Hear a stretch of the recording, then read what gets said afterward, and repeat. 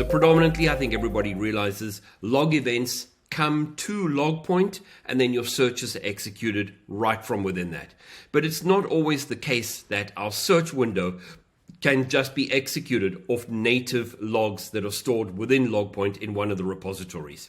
So Logpoint has the need sometimes to support additional repositories that are not in our control. So the first one we're going to take a look at here is a distributed collector. So a distributed collector in Logpoint, I don't have it in my demo system, but a distributed collector is a Logpoint server that is stored, let's say, in the cloud inside Amazon, Azure, something like that, in a different location to where the main Logpoint server is. And when you execute a search from your main Logpoint, it will go and query the remote Logpoint distributed collector. So the events are still stored on that distributed collector, and that distributed collector is responsible for a segment of its sort of service that it's going to grab from. What is it grabbing from? Well, you remember we've already looked at this. If I go and click on devices, we have a standard device here. And when I click, for example, TI demo, you'll see inside TI demo, I have here a syslog collector, right? So in this case, the main collector from Logpoint or a remote collector is going to leverage the syslog collection mechanism to retrieve that data and bring it back, and then Logpoint will then go and search that. There is a situation here, for example, in an ODBC fetcher.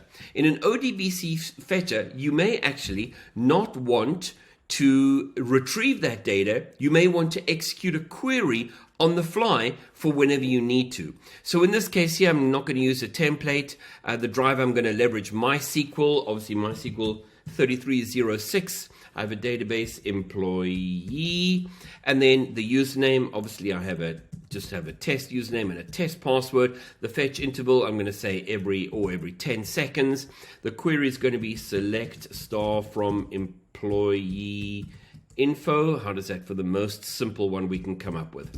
And then so on and so forth, incremental key line separator. So what we can do here, we can actually go and query an end system to retrieve the data, right?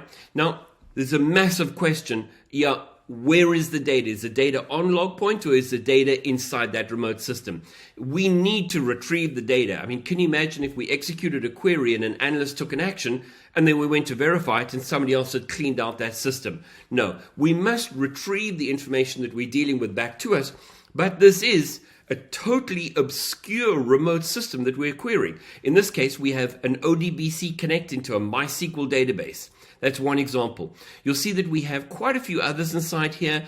If it's an actual FTP, we have an SCP. So we can actually remotely log on to a Unix system with SCP, so SSH in all essence, and SSH into that, and then go and grab some crazy log file that an application or a crazy actual debug file. And then, of course, as I showed earlier, we can write a custom parser, remove the data we don't need, bring that data back inside, and then we can execute a search right from within that.